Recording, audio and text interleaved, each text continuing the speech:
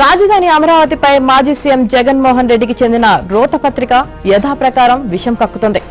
3 ముక్కలాటతో అమరావతిని విధ్వంసం చేసిన జగన్ అది తిరిగి ఊపిరి పూసుకోవడమే కాక సంపూర్ణంగా రూపురేఖలు మార్చుకోవడం సహించలేకపోతున్నారు. ఇలాంటి దరిద్రపు కొట్టి విధం నేను ఎక్కడ చూడలేదురా. జరగబోయే నిర్మాణ పనుల్లో అవినీతి చోటు చేసుకున్నట్లు గగ్గోలు పెడుతున్నారు. గతంలో ప్రతిపక్షంలో ఉన్నప్పుడు ప్రపంచ బ్యాంకుకు లేఖలు రాసి రుణం రాకుండా అడ్డుకున్న జగన్